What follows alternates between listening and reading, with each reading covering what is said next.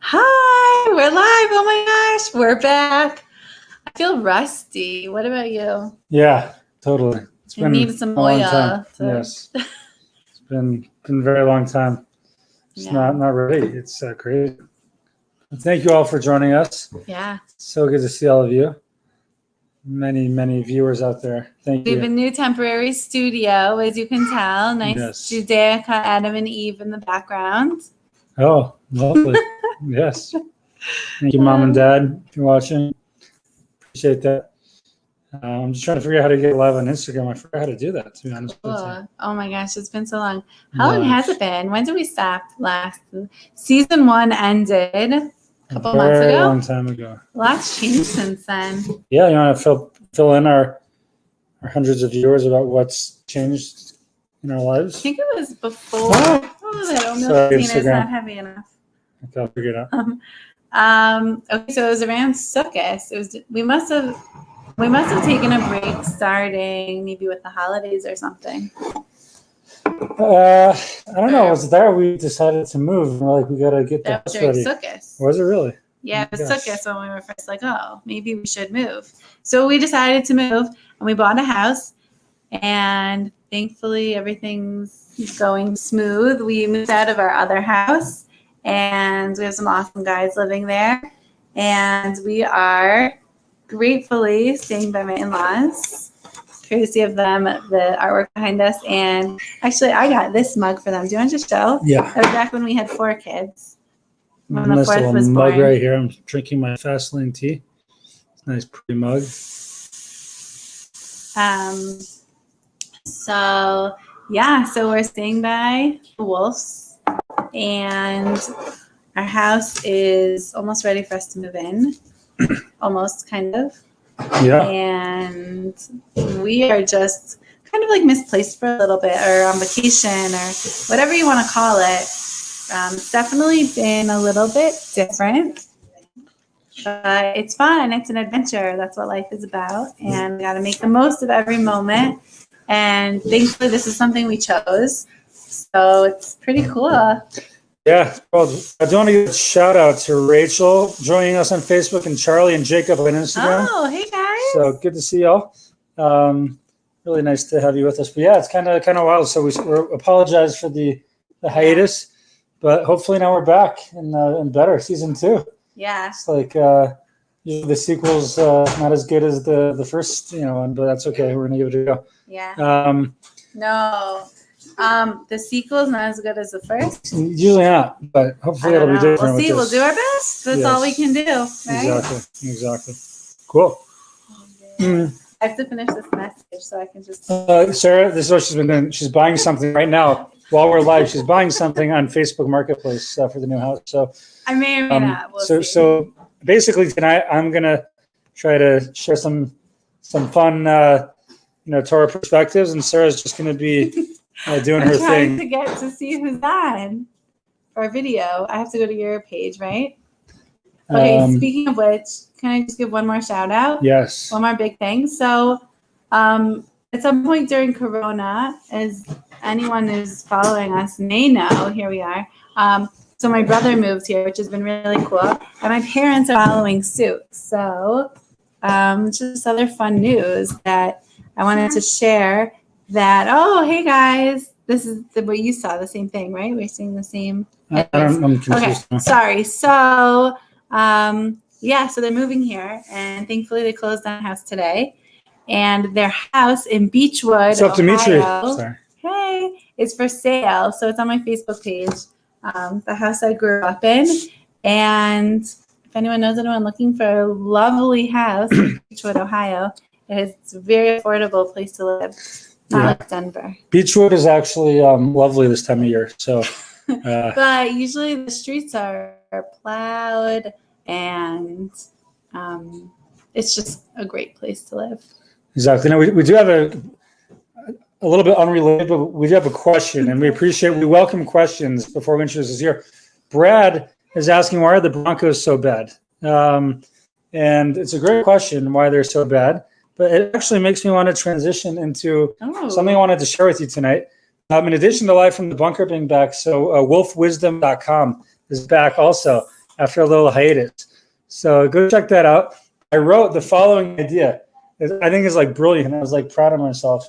Sometimes it's like wow, like not only did the Lord like bless me with crazy good looks, but like crazy good like brains as well. So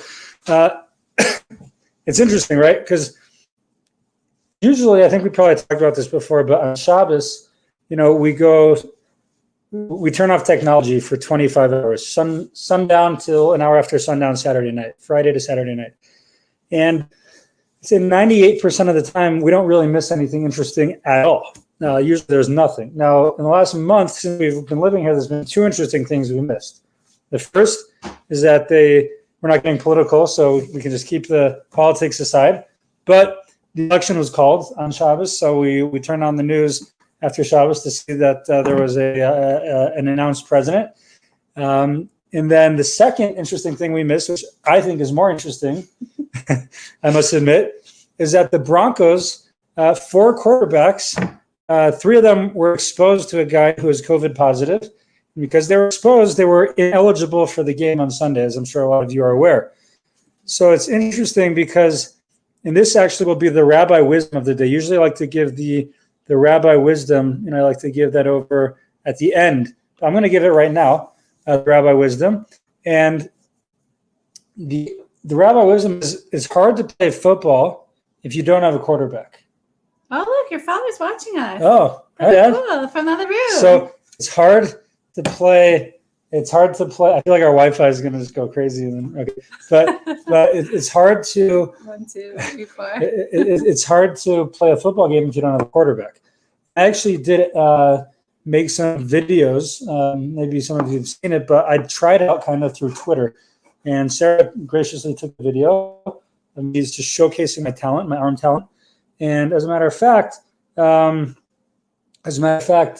didn't get any tweets. Hi, Usher.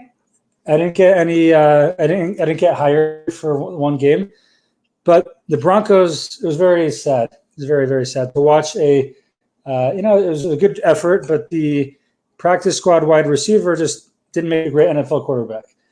And it's interesting because it has a lot to do with this week's Torah portion, right? In this week's Parsha, Yaakov is about to see his brother Esav, who last he heard from him, he wanted to kill him after he stole the blessing. And Esav wants to kill him, right? It's not so good. So Yaakov does 3 things to prepare for a meeting with him. First, he sends, presents. It accumulated a lot of wealth. Second is he prays. It's actually a Torah obligation to pray to God when we feel stressed out or scared. And he did. Beautiful prayer. And the third thing that he did was he divided up his camp. He divided up his family, half and half.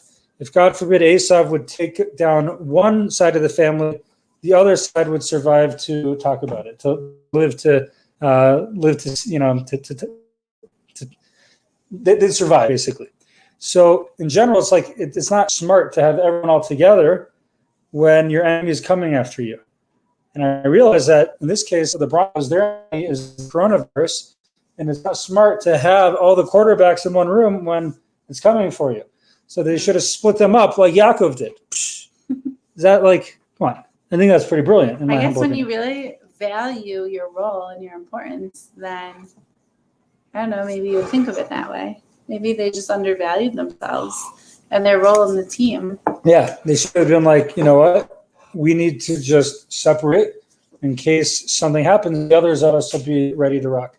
And it's interesting because a lot of schools actually do this, right? Some schools right now that are in, they all do this basically. Schools that are still having in-person class, they have these things called cohorts, where it's every unit, class, and teacher meant to just stay together.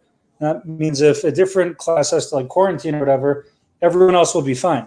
So you might have a school, a couple of groups out at a particular time, but often you don't necessarily need, that everyone shuts down necessarily, okay? Because they kind of split it up, like what the Broncos quarterback room should be doing. So if God willing, maybe the Broncos didn't bring me as a quarterback. Maybe I can be the official team rabbi, and I can give over some rabbinic wisdom. But it is cool because our Torah, Rav Noah Weinberg says, is a Torah Chaim. It's an instruction manual for life. It has a lot to say about life, and especially these tumultuous times of uncertainty, and where the new normal, trying to figure out the new normal. I'm just saying all the cliches that we hear, but the Torah has a lot to say about that, and it really could have guided the Broncos to victory. So it is what it is. Brad, thank you for getting me on that topic. Does any team? No team has a team rabbi. The No. Army has Chaplain. Chaplain. I should be the Broncos team chaplain. Yes. Apparently, Danny Boy is out with a hamstring injury for the Giants. So, Lee, go ahead and tell the Giants that this Danny Boy is ready to go. I've been called Danny Boy before. I'll even sing you the song. Oh, Danny Boy, the pipes are calling from glen to glen and on the mountains high. I want to give a shout out to my Saba for teaching me that song, and for Jeff. Jeff, I'm sure you're watching. Thank you for always inspiring me to sing that. Jason as well. You know who you are. I appreciate you. Okay. Can I just one more thing? Speaking of your wolf wisdom, Yeah. So I got a text tonight that I still had to share with you. So Jenna texted me. Can you please tell your husband that Dorothy said that there's no place like home? I can't read the rest of this article until that's fixed. I did quote Snow White. Thank you, Jenna. I wrote an article on my wolf wisdom about. You said Snow White. I wrote about living at home and what that's like after 16 years to live at home. And I said, as Snow White once said, there's no place like home. So That's hilarious. I'm pretty sure it's Snow White. You could tell her to look it up. Okay. Now. It was Dorothy. It was Snow White. Sweetie with the red slippers and she clicks her heels. There's no place like home. That's Snow White. If anyone can you guys weigh in? Yeah, please chime in. Someone just explain to my dear wife and Jenna that, in fact, it was Snow White who did that. No. Okay. Anyway, so I think, so now we're up, like we said, to season 2. Okay. Oh, before we do that, there's a lot of announcements after full off season of Live from the Bunker. I encourage everyone to tune in. You can find on my Facebook wall, actually, today's Still Giving Tuesday, so you can support amazing cause like the Jewish Experience. Yes. But also scroll down and you can see an amazing other show that we've been doing. Ben and I. Ben, you want to say hello if you're with us here? Ben and I have been having a little football talk show. It's super popular. HBO hit us up. They're thinking about buying it from us, and we're open to it. And you should absolutely watch it. Ben and I had a critical fantasy football matchup this week. We're competing for who will not be last place. He's like 11th, I'm 12th. Are you usually good at fantasy? Usually I am. This is not my year. But no, I'm sorry, all my Instagram people. Okay, but anyway. Ben is here. Ben is here. Okay, Ben. So I beat Ben by a whole lot, basically. I really defeated him very, very bad. And Ben, you're the man, and I love you. I thought you said you were competing for last place. Well, now he's going to probably win last place because I beat him. Anyway. Benny, welcome. Benny? Okay, awesome. Welcome. Yes. So we're going to get started. So this season, Sarah had a great idea. You want to tell me about your idea? Sure. So a lot of times we get questions. They're not even questions. Like we'll just be talking to someone about something Jewish because that's really what we do. That's our job. And we like to share lots of Jewish wisdom. And sometimes questions come up. And a lot of times questions come up. And there's so many, I don't know, I just can't focus. There's too much going on. I'm hearing like the Bas Melech song. There's this really beautiful song. My daughter, it's my shout out to Rebecca Oliveri, Rebecca Sherman, actually. Thank you. Years ago, you bought us for actually little Gitty a beautiful CD and coloring book called A Crown for Gitty, for our little Gitty. And we listen to that almost daily. The little girls just love it. And there's a song that our now 3-year-old Esty loves. I like to sing it too, actually. I'm a Bas Melech, I'm a Bas Melech. I am the daughter of the king. I'm a Bas Melech. Which means I'm the princess. I'm the daughter of the king. I'm the daughter of it. It's a really nice song. And Esty is the daughter of the king, and so am I. Okay. Anyway. Okay. So what is the topic? No. I'm just going to cut to the chase. Yeah. Okay. So season 2, drum roll. Actually, Esty just made that drum. Do you want to get the oat milk container? It's okay. No? Okay. Thanks. We made a drum out of an oat milk Oh, container. here it is. I don't know what it is. Yeah, right there. Anyways.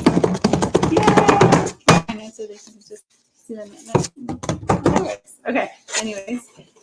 This is our drum. This is what we did one day when there was no school. Anyways, back to our topic. What is our topic for season 2 is misconceptions in Judaism. There's so many misconceptions, and they come probably from all different kinds of places. And sometimes I hear misconception. I'm like, wait, I don't know. There's actually one I have in my head now that someone asked me the other day. I have to ask about still.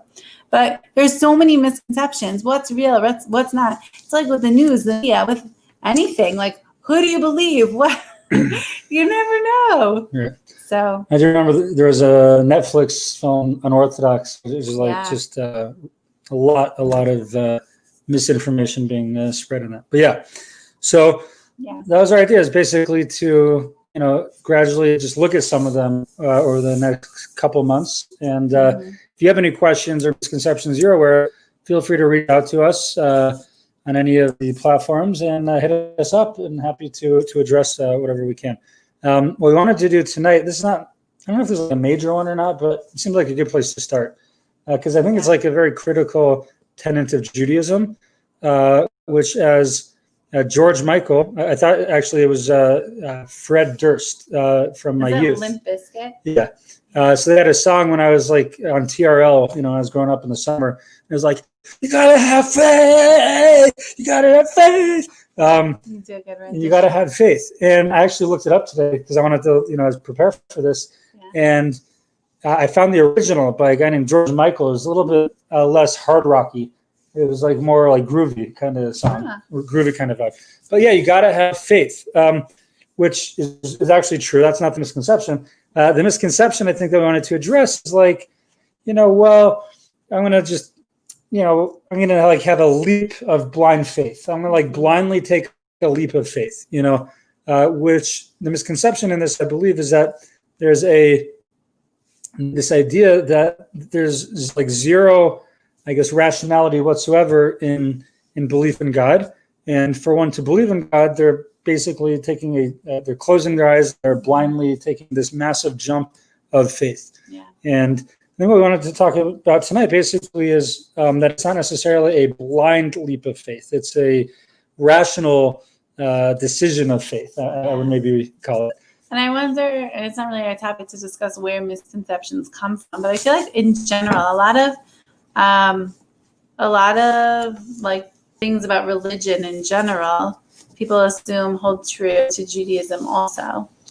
Right, exactly. So there's certain concepts in other religions. Sometimes those get transferred over and assumed in Judaism also, but sometimes we have different perspective on various things. That's a great point. Excellent. So the idea is, right, is that maybe there's some sort of like rational basis, just philosophical.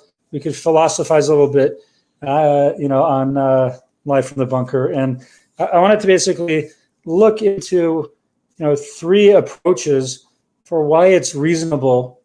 It's not necessarily a blind leap of faith, to believe in God. Mm-hmm.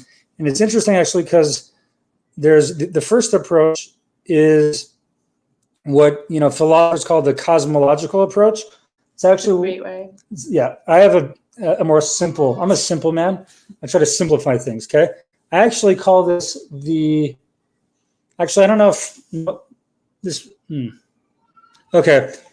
This falls under 2 approaches, okay? I have my own like experience, like spiritual experience, where my faith was like bolstered tremendously. I call it the Rugelach approach, the marzipan Rugelach approach. Anyone who's been on Birthright, an Israel trip with you, is probably aware of what you're talking about. Yeah. So I think it was an New York trip actually when this happened. I think it wasn't a Birthright, but on one of the trips, I believe it was like Raquel was on it. I don't know, If you're watching, I don't know, maybe Melanie, I don't know. But I love you guys. but basically, there's these rugelach, marzipan rugelach in the shuk, right, in the marketplace in Jerusalem, Machane Yehuda, and I don't know how to describe it, right? You think of like the crusty, like stale kind from dry, like America. It's very different. Thick dough. Yeah, these are like rolled in margarine. The wet, moist, the chocolate stuff just oozes out when you pick it up. That's how you know it's good. And it's interesting. I actually was never aware of the combination of Jack Daniels and Coca-Cola. I just was not familiar with that, Jack and Coke. But some of my students taught me about it one Friday night, actually. And so as we, don't mind Sarah, she's doing her Facebook shopping right now. That's okay. No, I got this. It's fine. Very polite. So I was. Oh no! Did Instagram stop? We all have Instagram things that pull us, right? So yeah. So anyway, so what I was saying is that I was. What was I doing? I was. Yes, Jack and Coke. So I was partaking in the Sabbath delights of Jack and Coke, and it made me very hungry. Like it was kind of strange because I just had a full meal, but I did have some. I did have some. It just made me very hungry. Apparently, that's like a thing. When you have enough like Jack and Coke, you get hungry. Go figure. So I took these rugelach and I started just like I don't know the way to describe it. Devouring, inhaling. Consuming, inhaling, pounding, whatever term you want to use. Fressing. That's a good Yiddish word of the day. Fressing, I guess so. So I remember I got up on a chair, I took a fork and I started like banging, the teacup, whatever it is. Ding, ding, ding, ding. I have an announcement, everyone. And I said the following. I said, here is this rugelach. This rugelach is unbelievable. And it's so complex and so detailed. And that's going to be a different philosophical basis for belief in God. You could apply it to this one also. This rugelach, right? It didn't just kind of appear into existence. Wouldn't that be cool? Right? Some brilliant chef, probably named Yossi, who works in a marzipan rugelach bakery, he crafted it. He put it together. Hey, Rachel. At the very least, he got it in motion, getting this thing ready to be consumed. Yeah. Rugelach. Who's made rugelach before? Come on. Who has made rugelach? I'll tell you, the only way I've ever made rugelach is I don't even make. Come in. I don't baby's even. Crying. Baby's screaming. Okay. Can I just finish this? I don't even make rugelach dough. I tried it once. It wasn't worth it.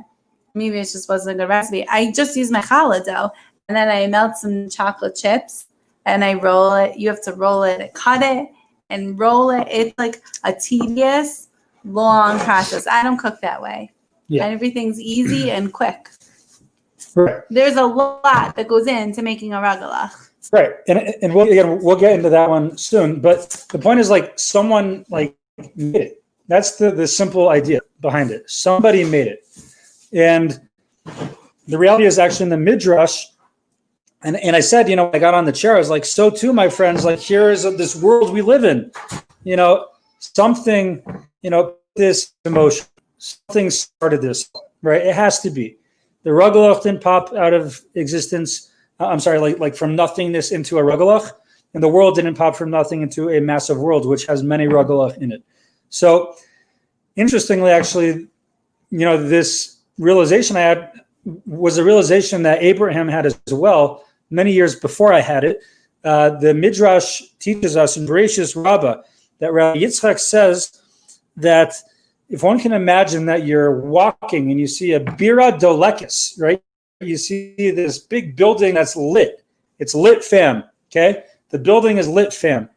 And, you ask yourself oh, gee, wow, if there is a building that's lit, fam, it must be, there's someone, looking after the building, someone who made the building, it stands to reason if there's a building that's lit and there's life there, that something put that building into existence, right? That's the idea. And so Abraham looked around and he said, whoa, look at this world, it must be that is there a world, a universe, and there's nothing looking after it? Of course not. There must be something that put this into existence. That is how the Midrash says that. She's very cute. I think the Live from the Bunker sticker is putting her off there. Yeah, there it is. Last time that we were doing this, she was much smaller. That's right. She's all grown up. We haven't seen so many of you for so long. Right.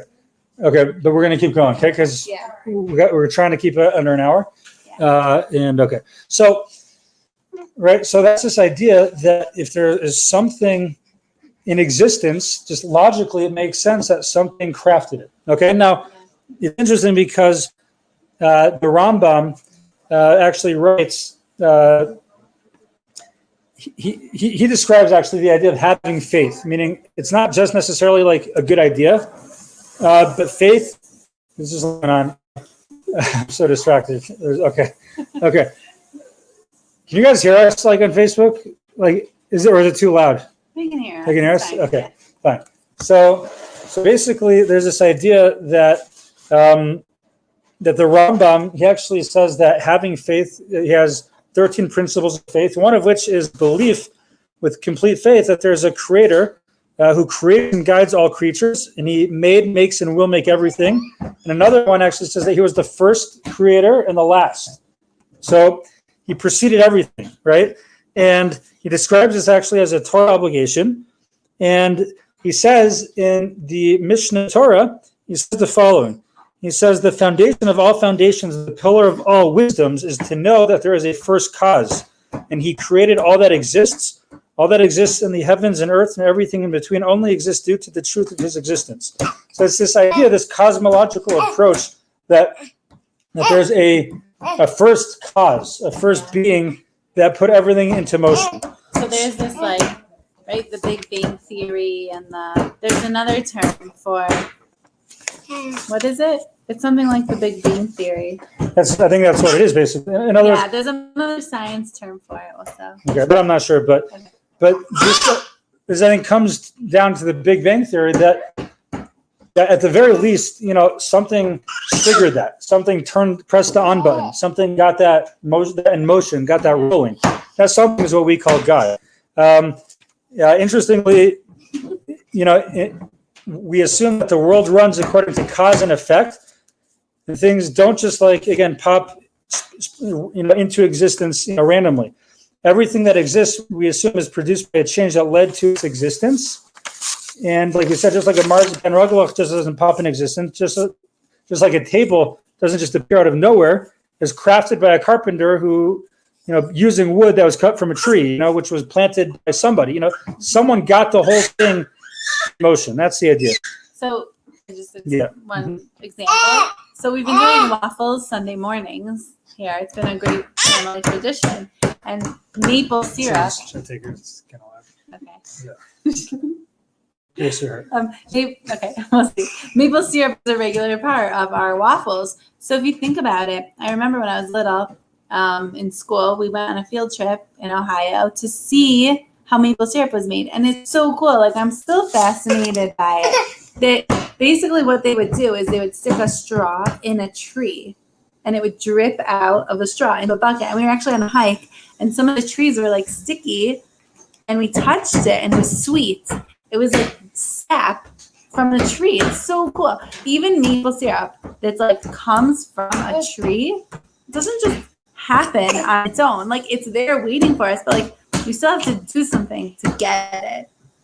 And how did it even get there in the first place? That's a whole nother deeper side of it. But the fact that it's there, we can't even it doesn't just appear. You have to do something to bring it forth out of the tree. Exactly.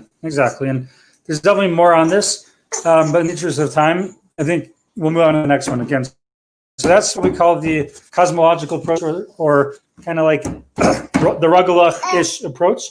We'll see how the Rugelach approach is applicable to the next one. I love that there's a Rugelach approach and a Rugelach-ish approach. Right. This is more Jewish. This is the Rugelach-ish approach. See, the Rugelach approach works better for the next one. Okay. What's the next approach? Again, what are we trying to just demonstrate that sometimes Should I just take her? I don't know. See ya. I'm like, come back soon, see if she can calm down. I don't know.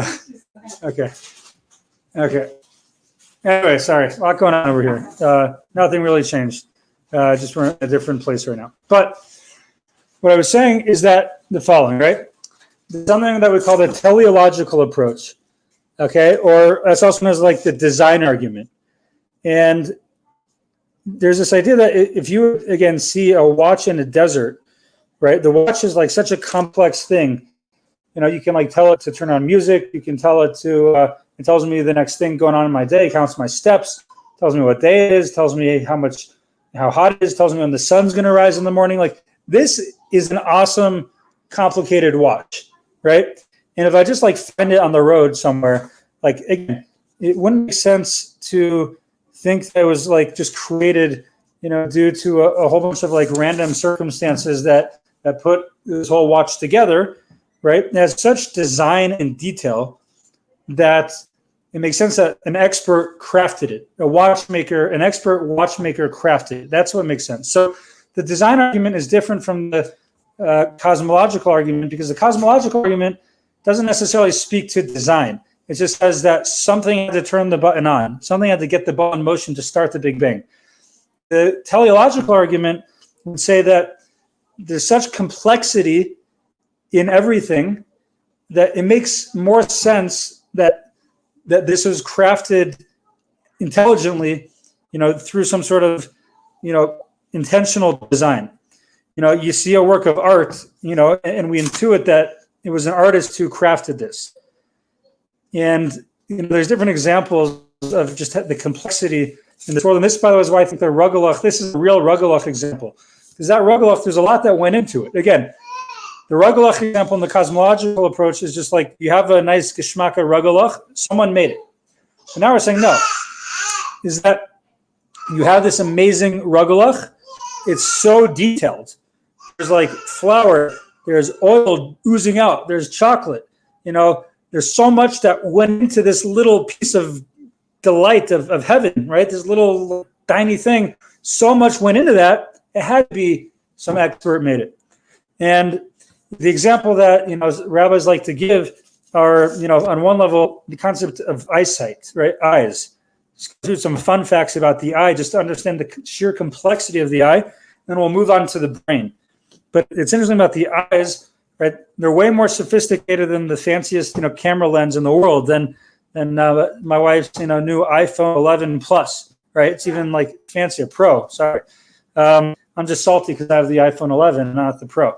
But when light enters our eyes, there's 7 million cone-shaped color sensors that automatically fine-tune our color contrast and detail vision to the lighting conditions. Eyes are so cool. They are so cool. Yeah. If there's not enough light for an accurate picture, 127 millions and millions rod-shaped sensitive black and white sensors switch on. What's happening? I'm just trying to Okay. this. Our optic nerve receives signals from the 127 sensors, records them, sends them down a few 100,000 nerve fibers leading to our brain at about 1 billion impulses per second.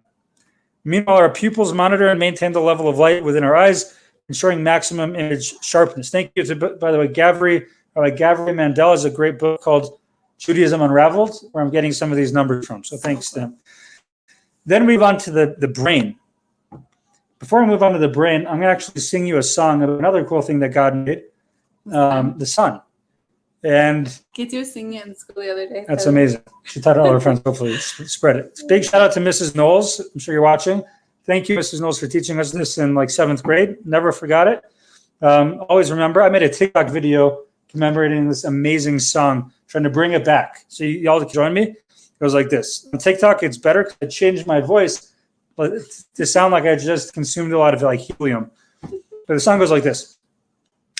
And again, I'm saying this as a point because the sun is awesome. It's like it was created. It's like, but it was created with a lot of like design. And then we'll get to the brain. Okay. Yeah. The sun is a mass of incandescent gas, a gigantic nuclear furnace where hydrogen is built into helium. at temperatures of millions of degrees. The sun is not a place where you can live. No. It's so cool. I was actually telling the kids this the other day in the car that, like, if we were 1 degree, like one tiny bit closer to the sun than we are, we would all burn.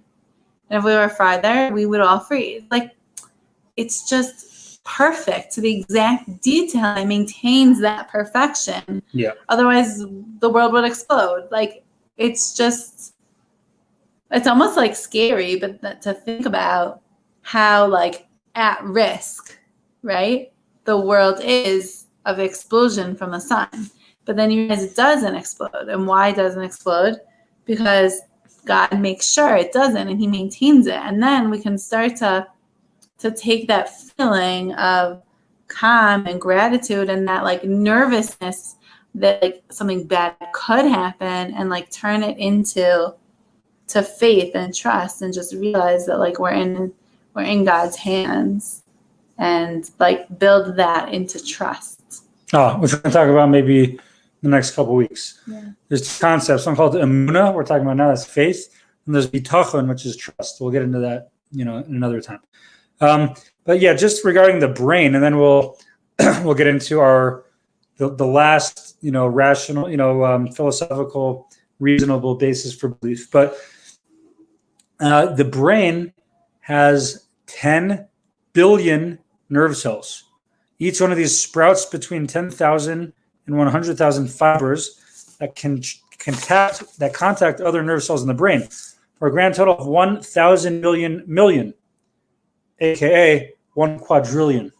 Wow. There's just a lot going on in this, like, little brain, and it's, like, pretty cool. Yeah. Actually. As you're learning, Please, 100%. Yeah, we got time. Actually, we're doing good. Okay, cool. So I was learning with someone. Really? Yeah, I mean. Yeah. Okay, I was learning with someone today about. We're actually learning about speech.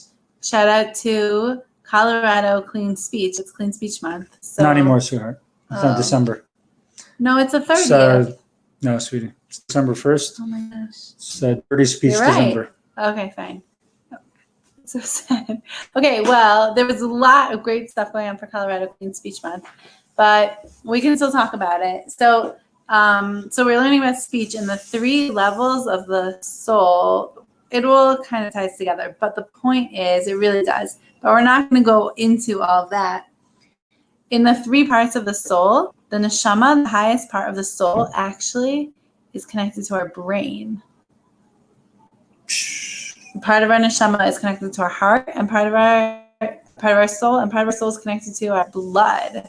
Okay, but the highest part is connected to our brain, and that's our thoughts and our wisdom. So, like, the brain is this, like, intensely cool, like, mystery. In some ways, parts of it are still a mystery, and it also, like, because our soul, like, all these thoughts come down from our soul into our brain. It's just, there's just so much more to it, is the point, that, like, we just don't get yet. Nice. Yeah. Well, I dig it. Cool. Yes. Yeah. And just, one last idea on this teleological design approach. Again, the basic idea is that the world is so infinitely complex, like, it makes reasonable sense to say that a creator put it all in motion. An infinite, all-powerful, all-knowing creator put that all into motion. And it's interestingly, actually, the strand of DNA happens to be apparently a very complex thing as well. Like DNA, double helix, whatever it's called. And the 2 founders of DNA, Watson and Crick, Francis Crick, they're the founders. They were atheists, and they were, I guess, faced with a challenge, a quagmire, a philosophical dilemma, because they understood that the odds, again, of the design and detail of every strand of DNA, like, the formed in the perfect way it was formed, the odds of that just, like, happening, like, by mistake, either by accident over even a whole bunch of years, is unlikely. It was hard to fathom. So Francis Crick proposed this idea called pan-spermanization to basically explain away without using God how it is that the DNA strand got so complex. I feel like I recently just read about this somewhere. Maybe it was on a computer tab I left open when I was researching this. I don't know. But according to an article I found in the Scientific American, it says, quote, Francis Crick, who co-discovered the structures of DNA with James Watson and Leslie Orgel, once proposed that life on Earth was the result of a deliberate infection designed by aliens who had purposely fled Mother Nature's seed to a new home in the sun. This basic idea that like somehow such design that like it came from like aliens basically, because then you don't have to deal with God. But then the problem is like, okay, so how did those aliens like get into the scene here, right? And maybe they're like super aliens, in a different galaxy, and then how did they all come around? At some point something like has got to give, and that something again is what we call God. So far again we've seen the cosmological approach and the Rogelach approach. Cosmological approach, that there's a first cause, something that started everything, put it in motion. The teleological / Rogelach approach is that certain creations are just so awesome and complex and detailed, it makes sense that there is a designer who put that into motion. Okay. This is actually one of my favorites, the next one, called the empirical approach. And the way to think about this, honestly, is it's not using science. It's not really anything. It's taking a look at our history as Jews specifically, right? And to notice that the Torah, which I guess ensured our survival, it guaranteed our survival, and to look back on the last couple thousand years. Okay, so we'll again, I think even tonight we might, I think we're going to finish under an hour, but we'll keep it, pretty simple, kind of brief. Can I ask you a question? Yeah. Does Rabbi Kalman's approach fit in with this empirical approach, or the lack of a gap in the chain? Oh, that's something about the Torah. It's a different discussion, I think. Yeah. Okay. So this is something else. Yeah. Okay. But so the empirical approach basically is like, look at the Jews. I'm like, we're doing pretty decent after all these years, despite all the odds, right? So King Louis XIV of France once asked the philosopher Pascal for proof of the supernatural in just 2 words. I guess Pascal took some liberties when he used a few more than 2 words. He said, "Why? The Jews, Your Majesty, the Jews." I'm assuming that despite being French, Pascal had a British accent. Shout out to Elise. Hi, we miss you. Hello. Yes. Okay. So why the Jews, Your Majesty, the Jews? What was the question? What is proof of the supernatural? So the secular, not secular, I think it was actually a Catholic philosopher, I believe.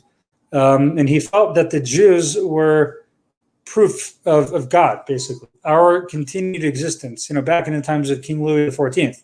Wow. Well, I think that's so underrated, because as Jews we think sometimes what's the big deal? Yeah, I'm here. How am I that different from anyone else?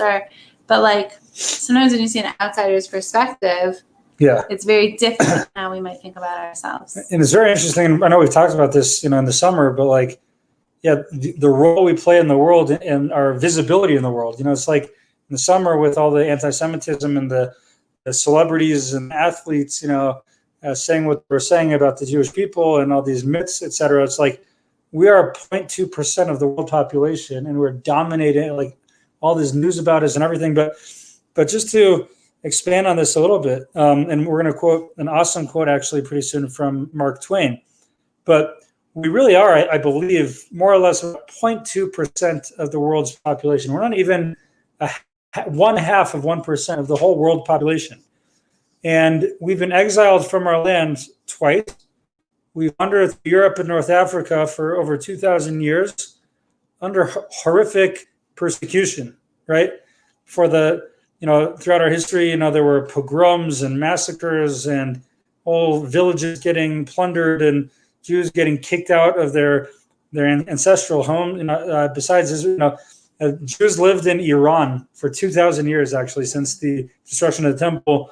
They were kicked out of their lands. Jews were kicked out of Spain. It's crazy to think that they lived there. I think it was 79, right? It was that big exile from Iran. Yeah, and all the Arab countries, they lived a long time. They're exiled, but pretty recently. Right, but for those of us Ashkenazi Jews, we've been on the run longer, right? We maybe, if we're lucky, be in countries several hundred years, but then eventually we had to go. And typically what happens is nations who are kicked out of their land usually just basically melt into the new population they live in, and typically minorities, either assimilate out of existence or are just killed out of existence, and clearly, hi, Allison. Right? There's no shortage. What's up, Allison? There's no shortage of. There's no shortage. I don't want to be rude. If you say hi to someone, I'm just not so awesome. But is this idea ishto kegufo? One's spouse is we're like one entity. So when one of us say hi to you, the other one means it also. Okay, so it's not the other one's turning the cold shoulder. But anyway, so the idea that typically it just doesn't make sense when a nation is exiled from its land. It doesn't make it it doesn't survive. It just doesn't happen. It's not a natural thing. And despite the fact that despite that's typically how things work, it's not the case with us. The promise that God gave us of being an eternal people to carry out his divine mission has held true. And, starting obviously in 1948, when Jews actually started moving back. They've always been in Israel. Some have been, throughout history. But in mass, back, to Israel is unprecedented. The nation returns to its ancestral homeland after being exiled for 2,000. You don't see this. It's not natural. Because what naturally happens is the nation falls apart, and they're no longer a nation. They're just lost. Yeah. So, another interesting, by the way, that defies logic is that despite being 0.2% of the world population, Jews consist of about 22% of all Nobel Prize winners. Again, it's just pretty interesting, pretty remarkable. Now, I believe Mark Twain said it best, and it's a nice kind of lengthy quote, but bear with me. I'll try to be clear because I think it's pretty powerful. And this was Mark Twain's observation about the Jew. And he writes, he says, if statistics are right, the Jews constitute but 1% of the human race. It suggests a nebulous dim puff of stardust lost in the blaze of the Milky Way. As you read it, I just see a video of it, the point less than, right? The less than sign, 0.1, and then the nebulous of smoke and the puff. I want to You should use your graphic design skills and make a nice little video. Turn into a nice TikTok. Cool. But he says properly the Jew ought hardly to be heard of, but he is heard of, has always been heard of. He is prominent on the planet as any other people, and his commercial importance is extravagantly out of proportion for the smallness of his bulk. His contributions to the world's list of great names in literature, science, music, finance, medicine, and abstruse learning are also way out of proportion to the weakness of his numbers. He has made a marvelous fight in this world in all the ages, and has done it with his hands tied behind his back. You can go to sleep. You're excused. Sorry, it's great. It's putting you to sleep. It's okay. But he could be vain of himself and excused for it. The Egyptian, the Babylonian, the Persian rose, filled the planet with sound and splendor, and then faded to dream stuff and passed away. The Greek and Roman followed and made a vast noise, and they are gone. Other people have sprung up and held their torch high for a time, but it burned out, and they sit in twilight now, or have vanished. The Jews saw them all beat them all, and is now what he always was, exhibiting no decadence, no infirmities of age, no weakening of his parts, no slowing of his energies, Or slumber. no dulling his alert of mind. All things are mortal, but the Jew. All others forces pass, but he remains. What is the secret of his mortality? What? Here's your accent. What? Well, what is the secret of his mortality? So those are the great words from Mark Twain, his observation about, the Jew. And a lot of times, again, I think it's debatable if he was like a fan of the Jew or not. I'm not sure necessarily that he was, but certainly, I guess, an admirer.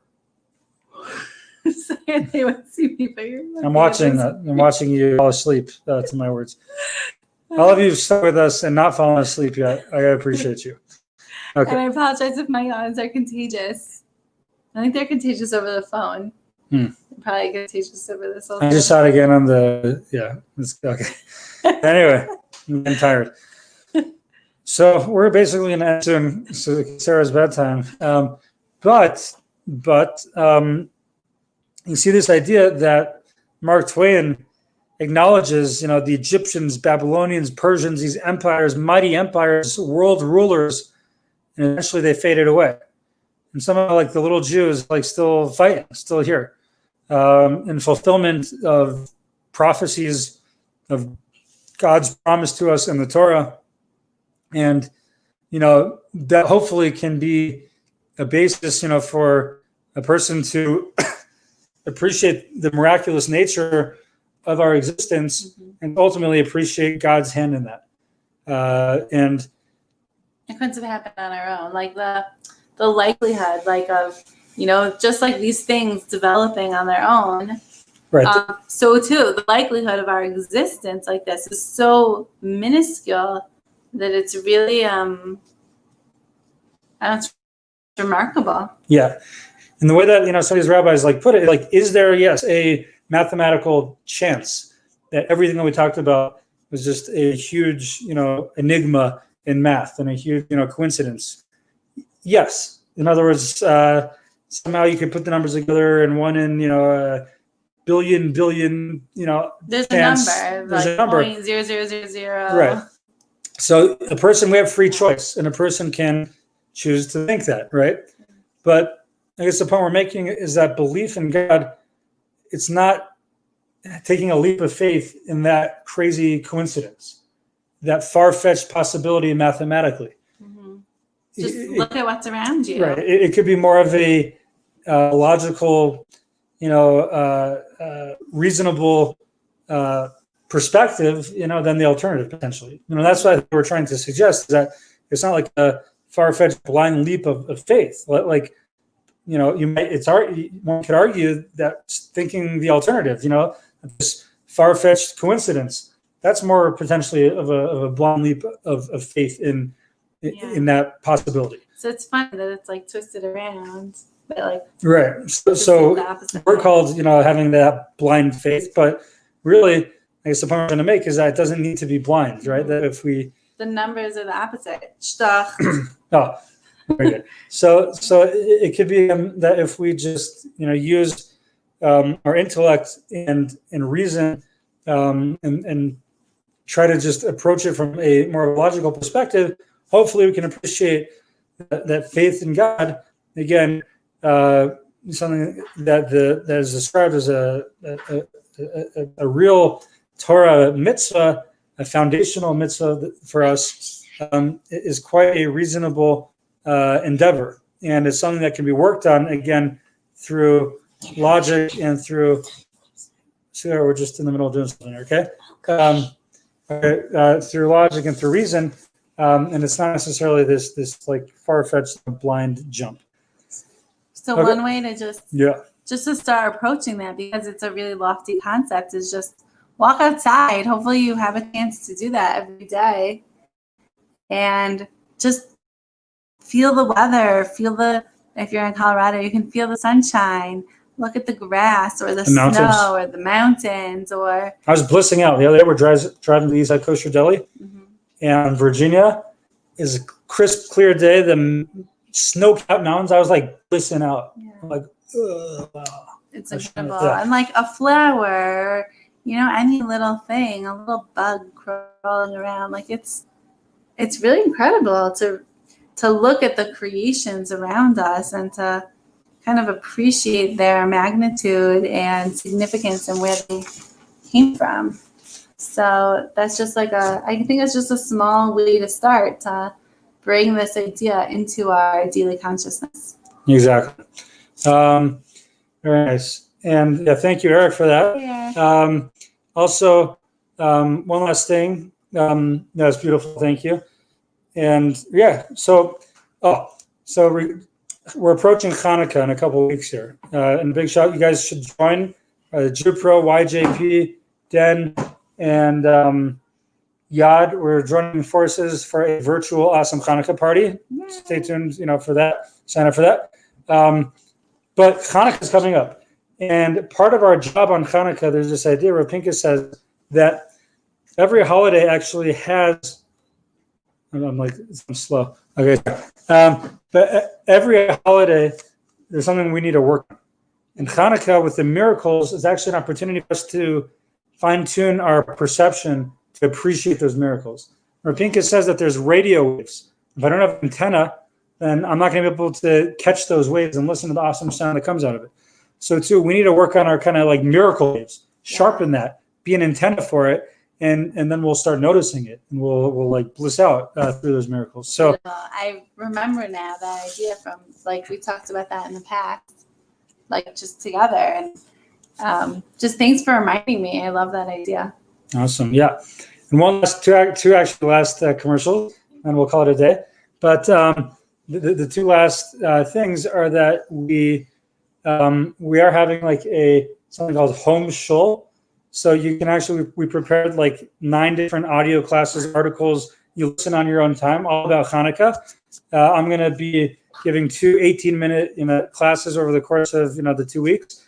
It should be a lot of fun. You can sign up for that. And then if you look on my Facebook wall, there's a friend of mine, Daniel Landau, is running a concert for a very special cause in honor of the Refuah Shlema of his precious baby boy. So look out for that. Sign up. Amazing Jewish singers there. Great cause. And I think that's all it. You guys we shall have a beautiful week. And God willing, we'll see you next week. It'll probably be out Hanukkah next week. The angry face, by the way, was Usher's playing around on Facebook. So I don't think we made anyone angry. Okay. So yeah, it's kind of sad. You see that angry face there. But that was just Usher was not pleased that I don't know what he's not pleased about. Anyway, thank you all. Have a lovely evening. Good night. Good night. It's great to be back with you. See you next week. Bye.